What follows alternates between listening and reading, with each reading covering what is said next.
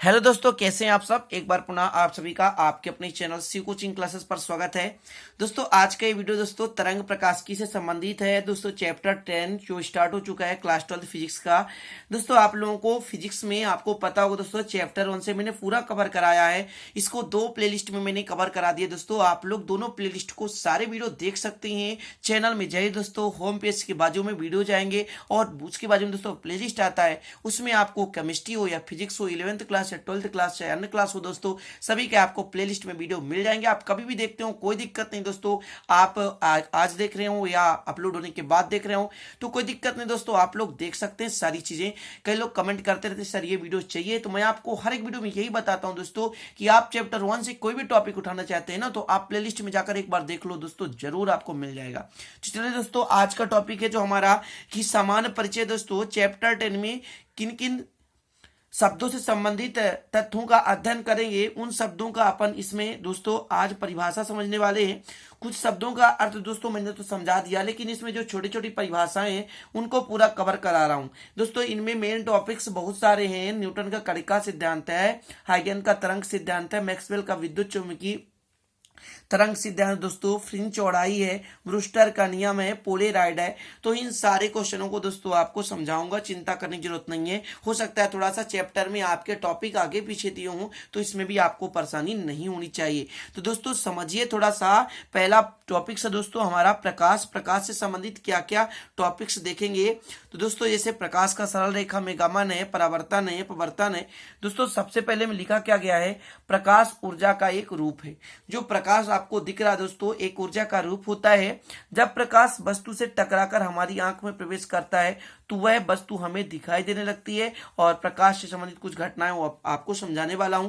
तो दोस्तों पहला है प्रकाश का सरल रेखा में गमन। तो दोस्तों आपको पता होगा दोस्तों कि कोई भी प्रकाश एक सरल रेखा में चलती है, उनकी जो दिशा होती है एक ही दिशा पे होती है दोस्तों। इसको माना जाता है, आभास किया जाता है कि प्रकाश के मार्ग में रखी अपारदर्शी वस्तु की छाया का बनना, सूर्य ग्रहण तथा चंद्र ग्रहण का बनना इस बात का द्योतक है कि प्रकाश सीधी रेखा में गमन करती है। हम कैसे प्रूव कर सकते हैं दोस्तों प्रकाश सीधी रेखा में गमन करती है। जैसे दोस्तों आप धूप में खड़े हो जाए तो आपकी परछाई विपरीत दिशा में बन जाती है, चारों तरफ नहीं फैलती। मतलब इसका निष्कर्ष क्या निकला दोस्तों, प्रकाश एक सीधी रेखा में चल रही है, इस कारण से हमारी परछाई बन रही है। क्लियर है। सूर्य ग्रहण दोस्तों होता है यानी सूर्य जब दिखाई नहीं देता। चंद्र ग्रहण होता है दोस्तों जब चंद्रमा दिखाई नहीं देता। तो चंद्रमा हमें दिखाई कब नहीं देता दोस्तों, तो जब सूर्य और पृथ्वी के बीच चंद्रमा आ जाता है। तो चंद्रमा में जो प्रकाश दोस्तों परावर्तन होकर पृथ्वी तक पहुंचता हो हमें नहीं पहुंच पाता, क्योंकि दोस्तों बीच में आता है तो उसका जो आगे का भाग है वो प्रकाशित होता है, लेकिन जहां से टकराकर हमारी पृथ्वी तक आता है, हमारे सामने आता है दोस्तों, वहां पर हमारे यहाँ अंधेला रहता है। इस कारण से दोस्तों चंद्र ग्रहण होता है। ठीक है। तो ये दोस्तों आपके सिलेबस में चंद्र ग्रहण सूर्य ग्रहण नहीं है, लेकिन ये समझना जरूरी है। अब दोस्तों परावर्तन क्या है। परावर्तन जो चैप्टर दोस्तों उसमें मैंने कराया था आपको, परावर्तन क्या है, परावर्तन के नियम, इससे संबंधित सारे तथ्य। तो परावर्तन आपको पता होगा दोस्तों, जब प्रकाश किरण किसी चमकदार सतह पर टकराती है तो उसी माध्यम में वापस लौट जाती है। इस घटना को दोस्तों हम क्या कहते हैं, प्रकाश का परावर्तन कहते हैं। कहने का मतलब दोस्तों प्रकाश का किसी सतह से टकराकर पुनः उसी माध्यम में वापस लौट जाना दोस्तों प्रकाश का परावर्तन कहलाता है। प्रकाश का किसी सतह से टकराकर पुनः उसी माध्यम में वापस लौट जाना प्रकाश का परावर्तन कहलाता है। क्या कहलाता है दोस्तों, परावर्तन कहलाता है। प्रकाश का किसी चमकदार सतह पर टकराकर उसी माध्यम में वापस लौट जाना दोस्तों प्रकाश का परावर्तन कहलाता है। क्लियर दोस्तों। अपवर्तन क्या है दोस्तों, जब प्रकाश एक माध्यम से चलकर दूसरे माध्यम में प्रवेश करता है।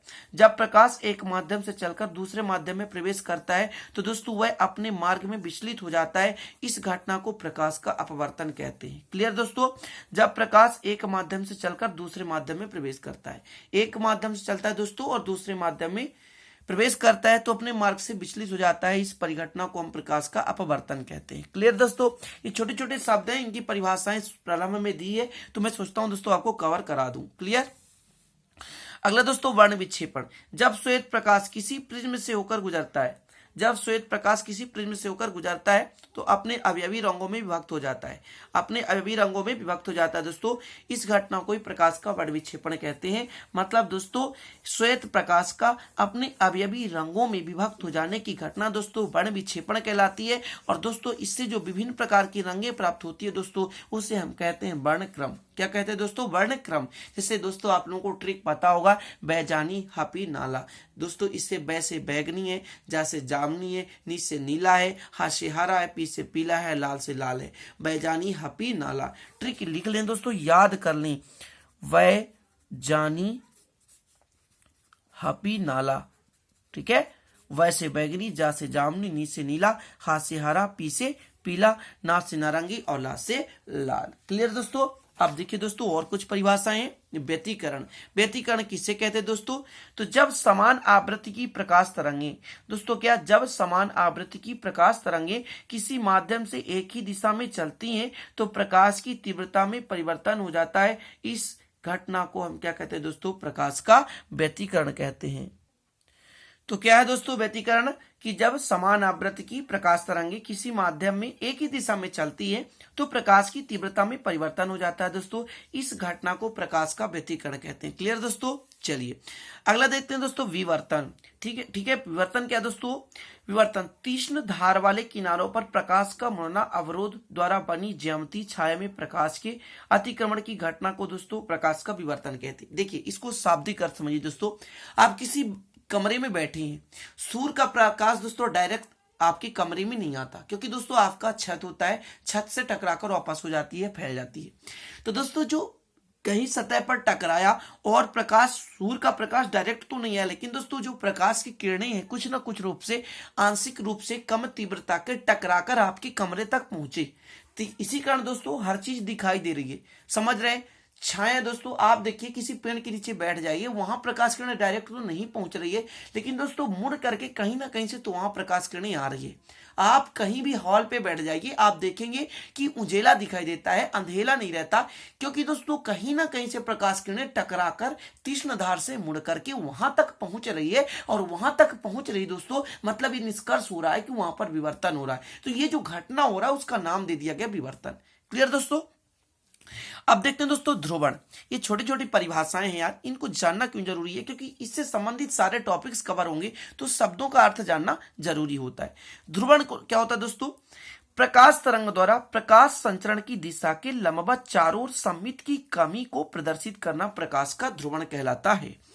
दोस्तों जैसे आपका ये प्रकाश किरणें चल रही है, इसकी साममिति में क्या होती है? कमी होती है। जैसे आपने कहीं पर दोस्तों आग जला दिया, समझिए दोस्तों, क्या आग 2 किलोमीटर तक दिखाई देगा?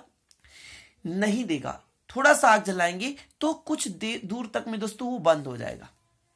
मतलब ये नहीं कि आग जलना बंद हो गया, आग तो जल रहा है, लेकिन उसकी प्रकाश किरणें कुछ दूर तक फैली और उसके बाद उसकी फैलाव बंद हो गई, उसकी संमितता में कमी आ गई। मेरे भाइयों टॉर्च आप जला देंगे तो क्या 15 किलोमीटर तो दूर तक जाएगा? नहीं जाएगा। एक नॉर्मल टॉर्च की बात कर रहा हूं, ये नहीं तो आप सीधे एलईडी की बात करने लग जाओ दोस्तों, और आपको पता होगा लेजर किरणें, ये तो मतलब 15 किलोमीटर आसानी से चले जाती हैं। लेकिन मैं एक नॉर्मल टॉर्च की बात करूं दोस्तों, आप जला देंगे तो वो मुश्किल से 1 से 1.5 किलोमीटर जाता है।